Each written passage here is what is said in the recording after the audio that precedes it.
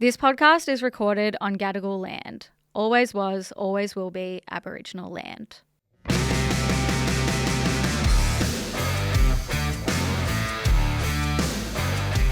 Hey chicks, I'm Al. And I'm Sal. And this is Two Broke Chicks, the show that shares life lessons and tips to help make you rich in life. I'm coming to you from a very cozy couch today. We are. A bit of sleepy girl vibes, but we're locked in. We've got our coffees. Yeah, it's a cozy, almost winter morning. Oh my God, I know. And it's fucking beautiful.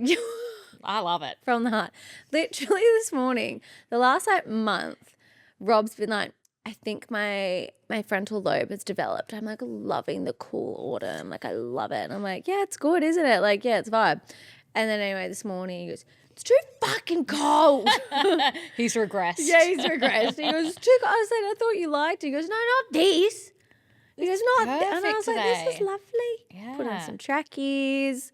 But on the weekend, for like ages, I really want one of those like electric fireplaces that like they're just a heater but they look like a fake fireplace because I grew up with a fireplace and there's just something about it. The ambience. I don't think I have to sell it to anyone. I think everyone gets it. Sells itself. Yeah. And I've been like, if we like, we'll put the portable aircon in the shed and we can like put a heater there. And he goes, we don't need to. We don't need to buy something new. That one does the heating, goes up to 30. And I was like, but one, it's ugly. Yeah. And two, like, Anyway, the other day it was freaking cold and he pops over and he does his little beep, beep, beep, beep with like the little techno boy ears. Yeah. And he goes, oh, guess what? What? Doesn't have a heater in it. It's only air. It's like only cool air. And So that you're is getting why boys are not allowed to do the shopping. They're just not Because allowed I don't want anything. to tell you how much that thing was. I actually saw an article that when men do the grocery shopping, it's more expensive than when women do it. Why am I not fucking shocked? Yeah. So this is from Business Insider. When men do the grocery shopping, households spend more, new data shows. This is their caption. So according to Business Insider, not all men are complete noobs when it comes to roaming the aisles, but couples may want to do some extra inspection of what's being bought and how much is being spent when the male half goes to the store. The issue may not just be that men are buying things at random. They may also be inadvertently breaking the budget. Stephanie Johnson, an assistant finance professor at Rice University, says there could be a lot of factors at play here, and it may be that men are less experienced at doing the shopping, weaponized incompetence. Grow So up. they're less familiar with prices and deals.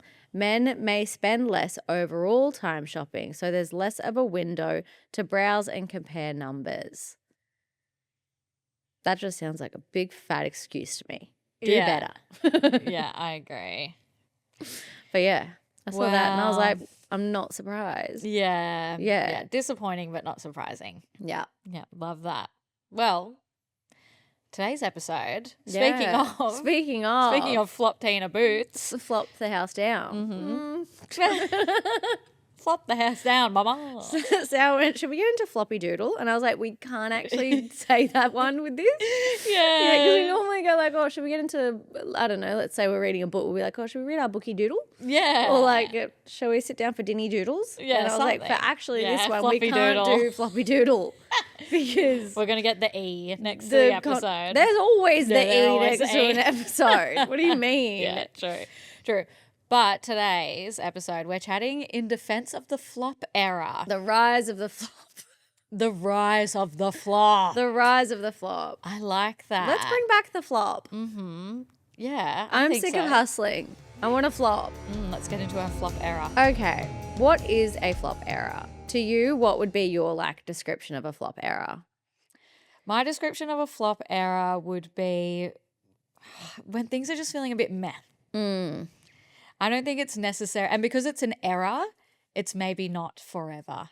It's just a little period in your life when you're feeling a bit meh. Literally. Yeah. Get it? No. A little period in your life where you're feeling a bit meh. When you've got your period? Yeah. Yeah. That's That's a such a- flop era. That's a Yeah. monthly flop era.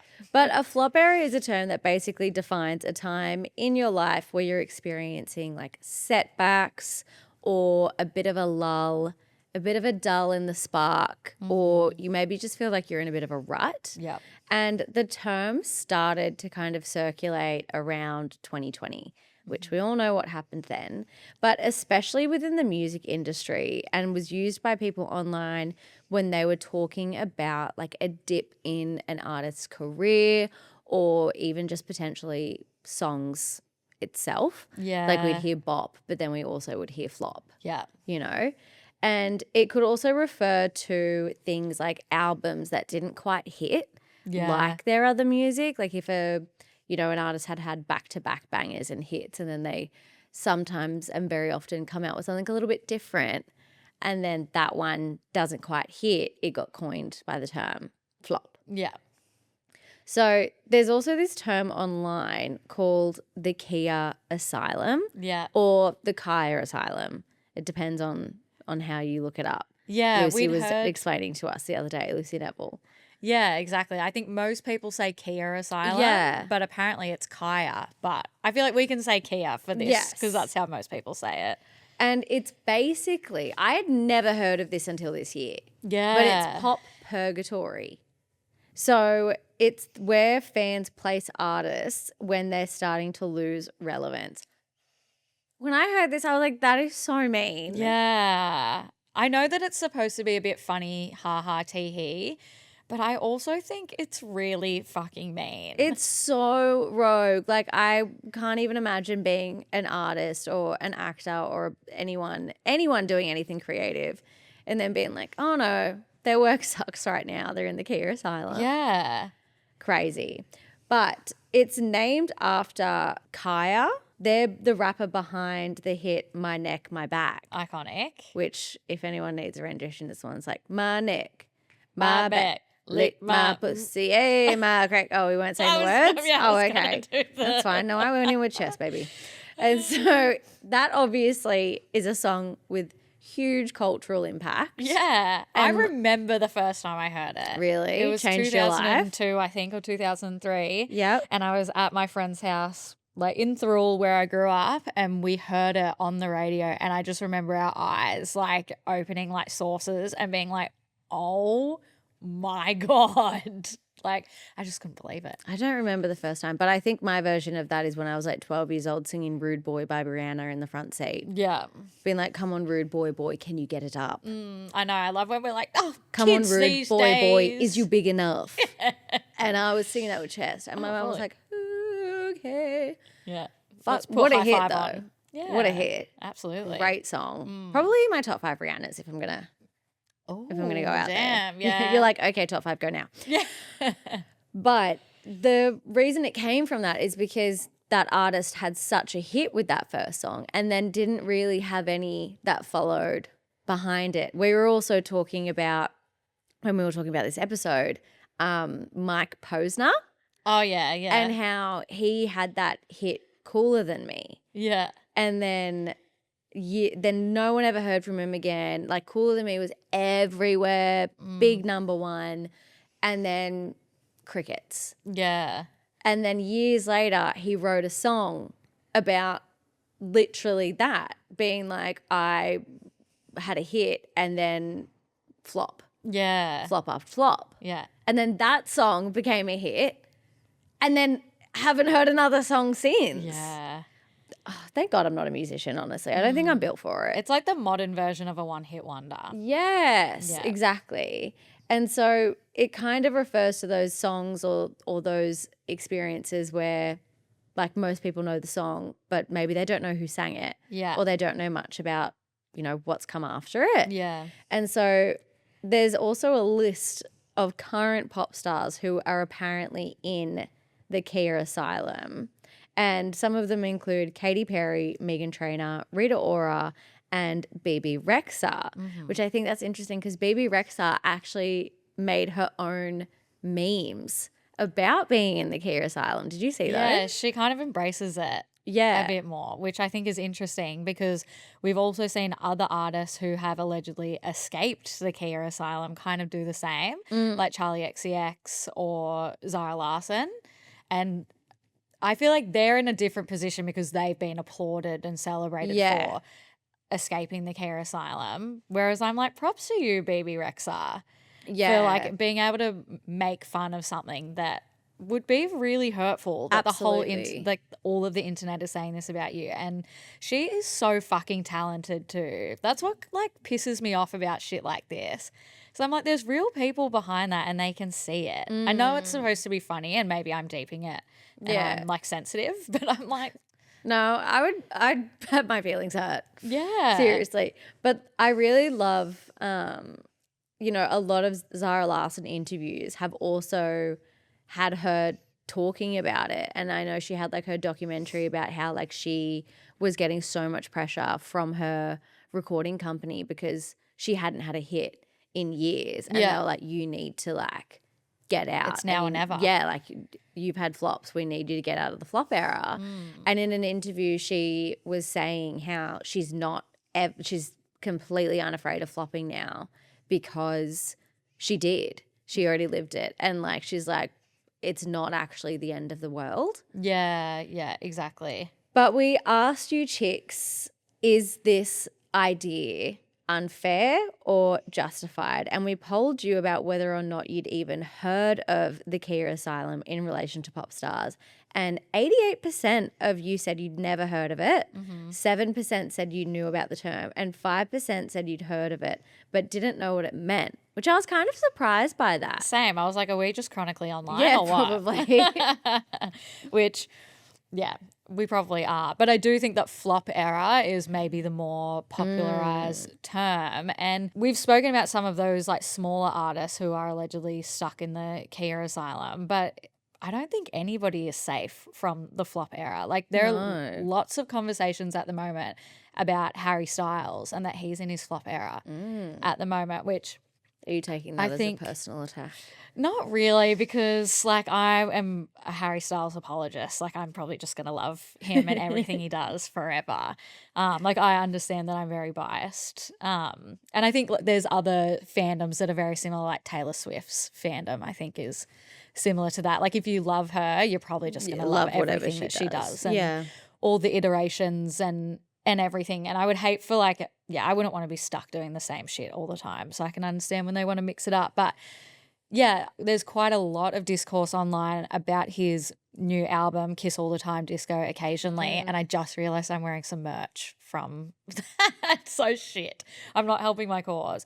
But it's received like a lot of mixed reviews. Like a lot of people are saying that it kind of, there was a bit of noise around Aperture when that came out, which was like the lead single off the album. And then since then, I don't think we've really heard many people talking about it, and it definitely hasn't got the same level of hype as his most recent albums. Would you agree? Yeah, I'd agree. But I also just, like, as you're talking, I was just thinking about how this whole idea behind it is kind of just, it just reminds me of like the bean soup theory. Yeah. And how like, if you are unfamiliar, the bean soup theory is essentially when making fun or poking fun at when people online, if they don't like it, then it needs to be fixed. Yeah. So it kind of stemmed from this lady who like kind of stemmed from the example comes from, you know, someone online going, this is how I make my bean soup.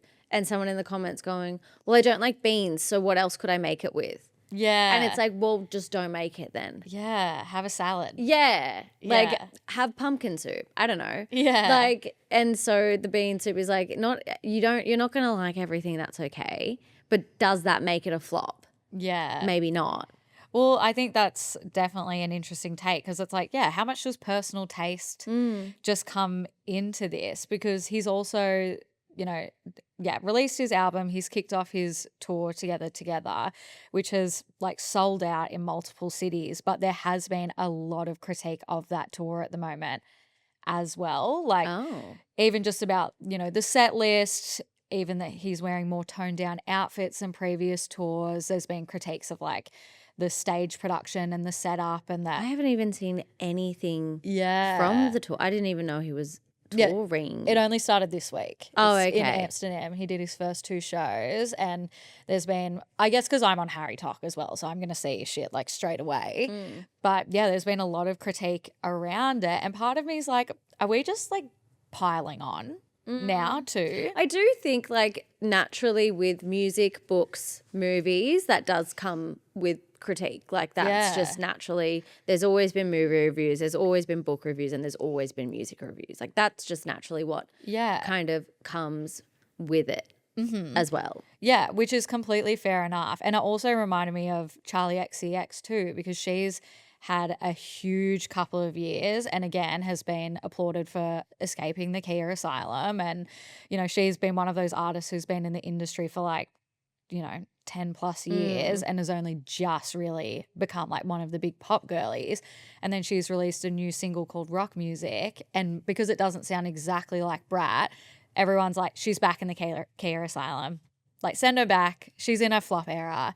And that's what I think is interesting, because we've sort of moved from this place where it's like, yes, we can critique things. We can recognize that maybe something isn't as much of a commercial success or hit as one of their previous pieces of work. But does that mean that it's instantly a flop? And what I think is interesting about this and how it can be applied is that it's kind of like a sign of tall poppy syndrome. Like as soon as people hit the spotlight and are at the top of their career, we love seeing that. We love an underdog story. Yeah. But then we resent and criticize people for their success and want to tear them down. And if anything is even slightly off the mark, then we feel like they're in their flop era. And yes, we're talking about celebrities and, you know, pop stars and all of that. But I do think that this whole cyclical nature of success, tall poppy, flop era is kind of like a representation of how we see ourselves, and that we're so quick to critique and label anything as a flop era, even if we're slightly deviating off of something. Or like, is the expectations we set on ourselves the reason why it's so easy to call ourselves in a flop era, or so easy to critique our own failures? And I do think that's potentially even like the way to look at when we look at celebrities, or when we look at that. I mean, you know, we've used music as the example to kind of showcase, you know, the history behind this and how flop has kind of become, every time I'm saying it, I'm laughing in my head. I just want you to know that. Floppy doodle. Yeah.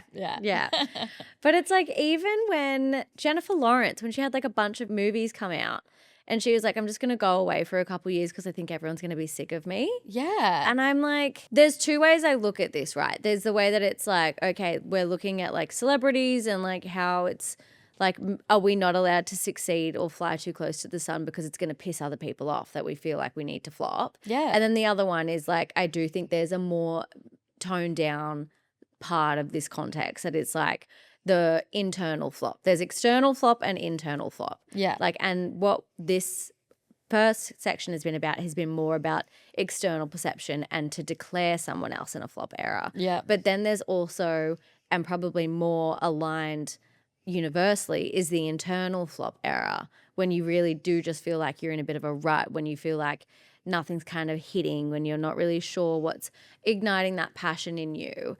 But that's why I wanted to talk about this, because I'm going to go out on a limb here. I'm like, sometimes the flop is necessary. Right? We need the flop era. Yeah.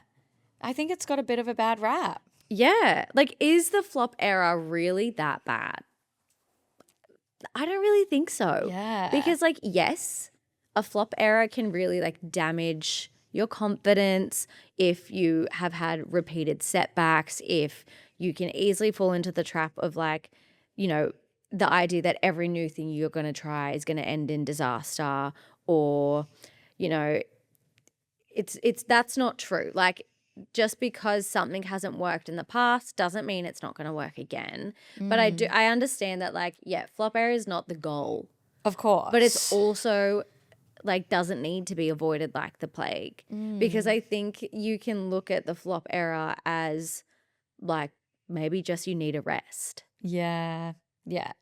I think that's so fair. And we're so hard on ourselves, and having a flop era is inevitable. Like, you can't be at the top of your game or your best self 100% of the time. If you did like the fucking everything shower and did the Thursday night glow up every single day, that just then becomes the standard. Exactly. You know?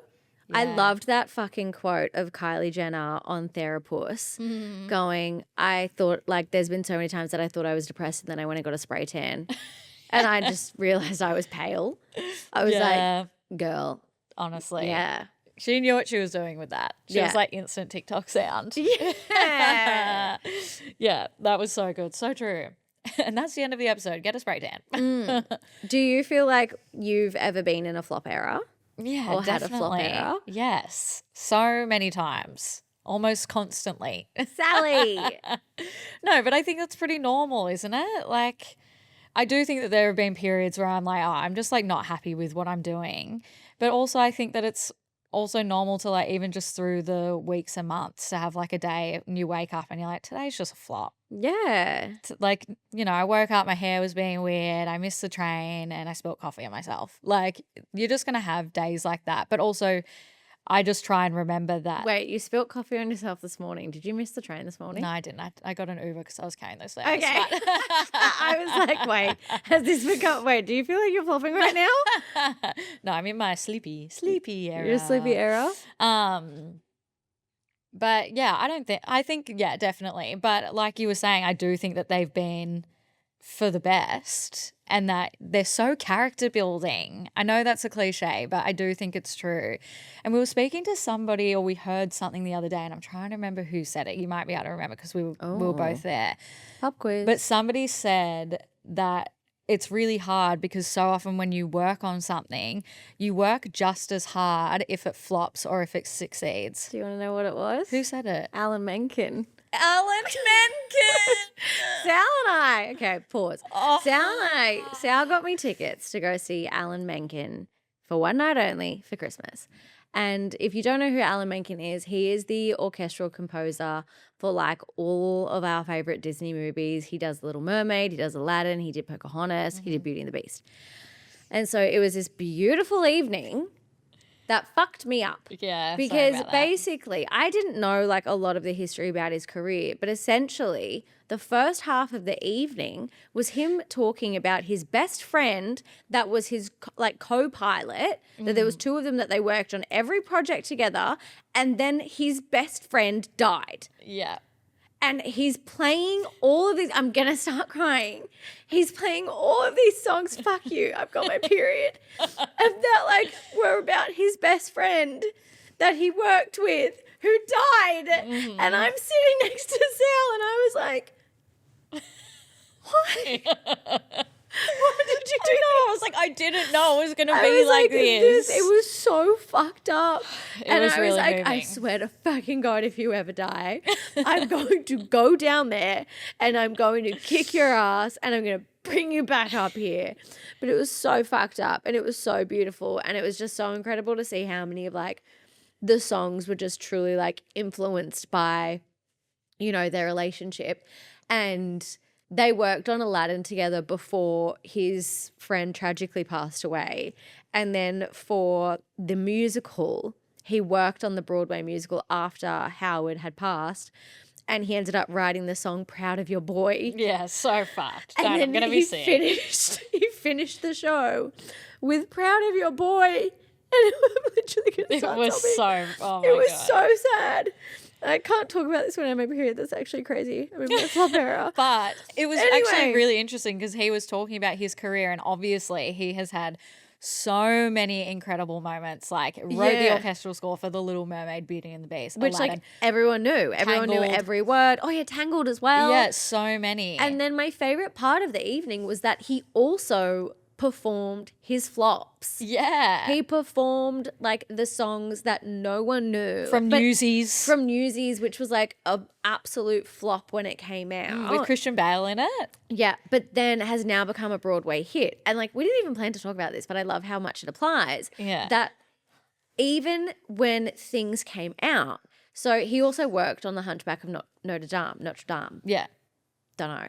So he worked on The Hunchback of Notre Dame and they were like there are just some projects that you care about a bit more. And that was one of them. He was like, we were really passionate about the soundtrack for this. We loved the score. God, it's good. And when it came out, it didn't perform. It didn't do well. It was a bit of a flop. However, years later, The Hunchback of Notre Dame has become one of the most successful Disney movies ever. Yeah. So it goes to show that even if something flops on the first go, it doesn't mean it's a forever flop. Yeah. Like it can still grow and become more than what the initial reception or thought or attitude towards something is. And yeah, in the show, it was just such a throwaway line, but it literally like hook, anchored, sinkered into, that's not a word, into my brain and your brain as well. We both just looked at each other and we were like, I was dead at that point. My God. I was a puddle on the fucking chair. In X-Men, there's a guy who like turns into a superhero and his thing is literally he becomes a puddle of water. And that was fucking me because you fucked me up. And I was also leaving to go away from a week from you. And I was like, that is the craziest thing you've ever done to me. Sorry about that. And yeah, he said, the thing is you work just as hard on the things that succeed as well as the things that don't. And you care as much about them. And I think that was such a beautiful thing and a really important thing to note, that he still loved all of his work. Yeah. And it didn't matter how other people thought of it. It didn't matter if it won an Oscar or if no one fucking had heard of it. And he still like was sitting there believing in these things going, you know, I really hope we can bring this back to Broadway one day. I really hope more people, because this one's I'm really proud of. Yeah. And that it kind of was so motivating, because it's like, even if you work on something and you're really passionate about it, maybe you want to start a side hustle, you want to start a business, and, you know, you go live, and I've seen people posting content and it's like, you know, you see people post content of their Shopify notifications going insane, and maybe you launch a business and you get 2 sales that day, right?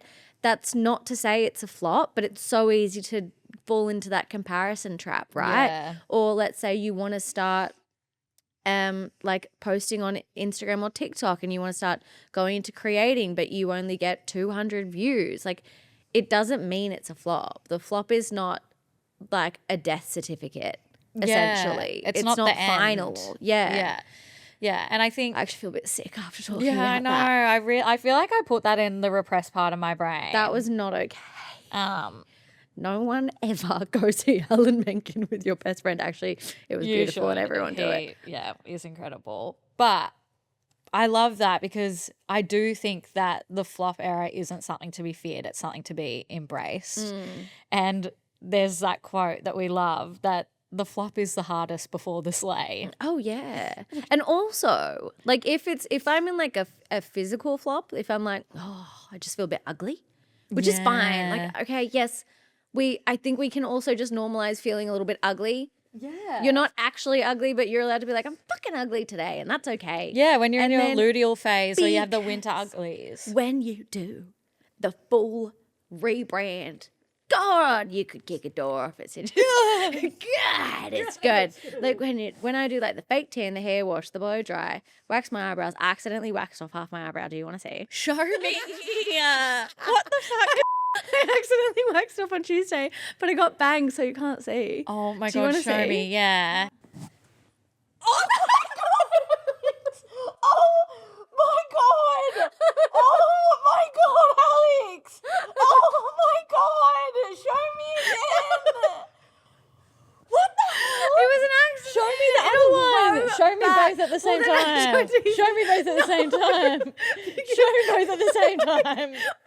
I accidentally. Okay, so the right one, the left one was good, and then the right one, I did that one a little bit too close to the sun, and So you had to try and meet it and in so the then middle. I tried to meet it in the middle with the left one, but then the left one I really just, Show me them both. Oh my God! What are you gonna do? I have bangs. You can't fucking tell. Do your eyebrows grow back quickly? Yeah, they grow back That is so crazy. quickly, I want you to dude. show the camera. I have no eyebrow. I really thought that was going to be hyperbole. Oh my God. If we leave this in the episode, chicks, please watch this on YouTube so you can see. I also just want to go ahead and say I didn't think it was that bad. Wow. But everyone's reactions have made me rethink. Wow. I can just like draw it on. You can't see it. I have bangs. It's fine. Exactly. You'd be able to pencil But it I in. literally did it and I was like, Shit. Yeah. Damn.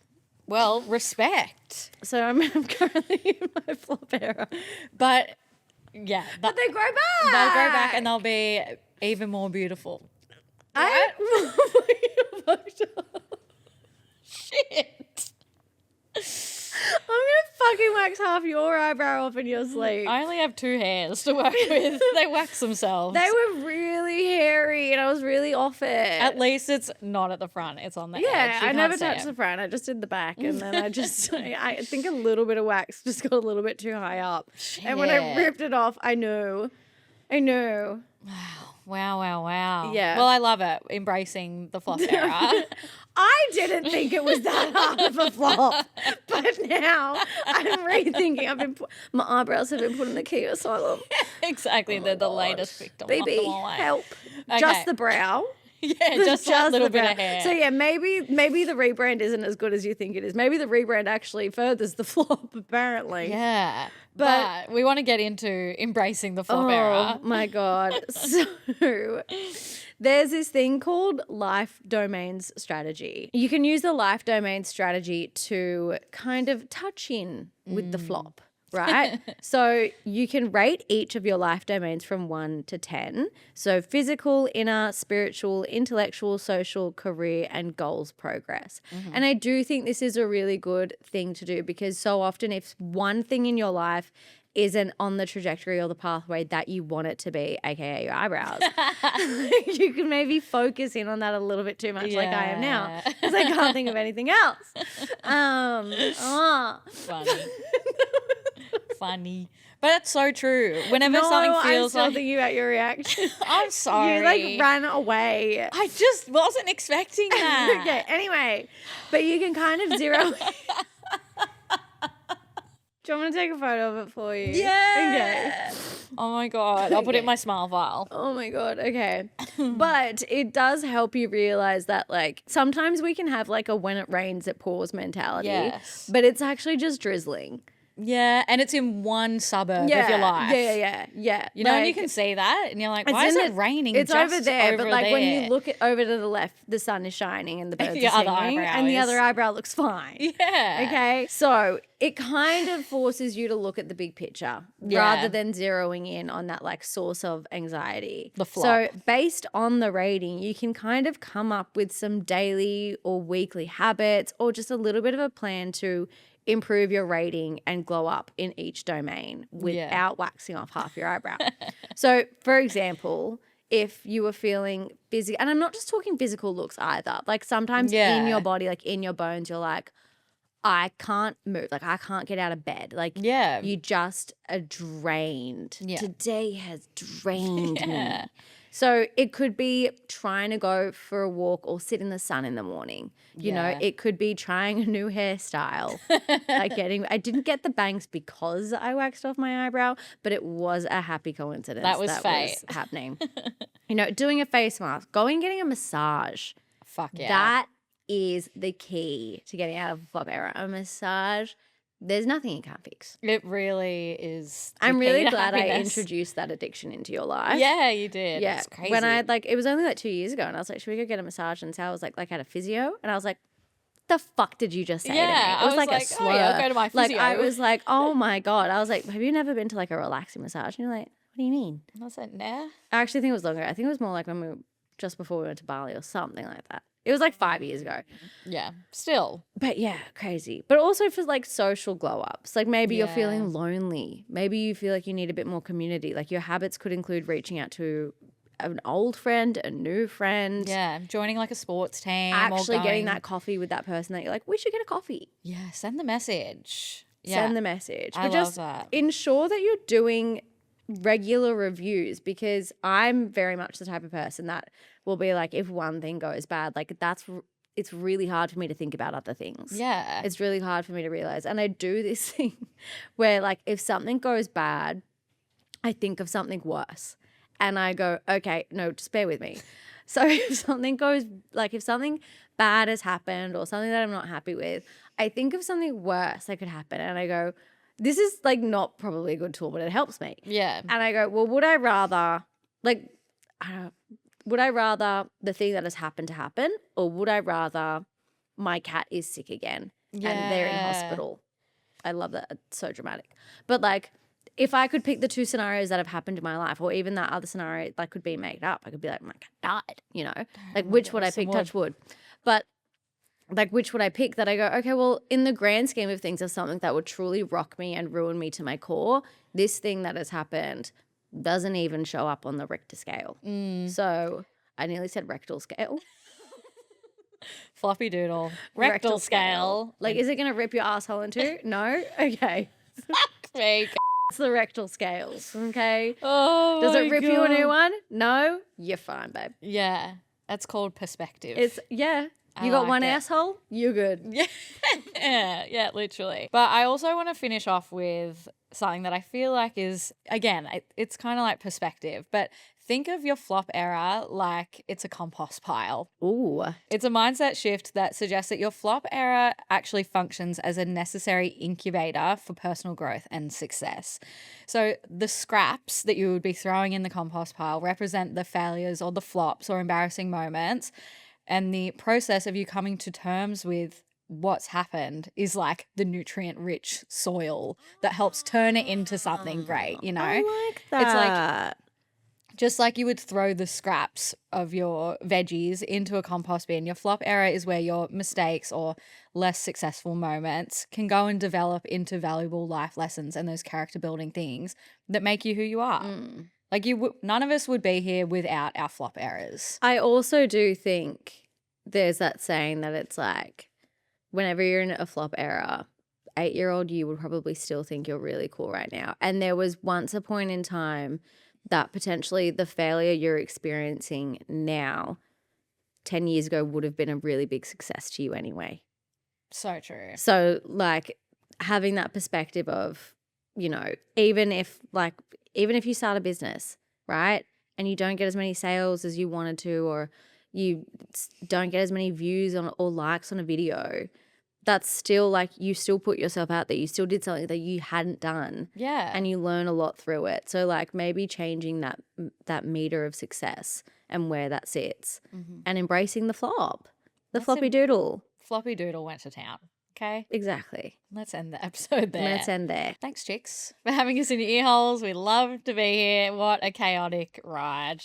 That episode wasn't a flop. That was one of our best. That was Bye, chicks. Bye, chicks. Love you.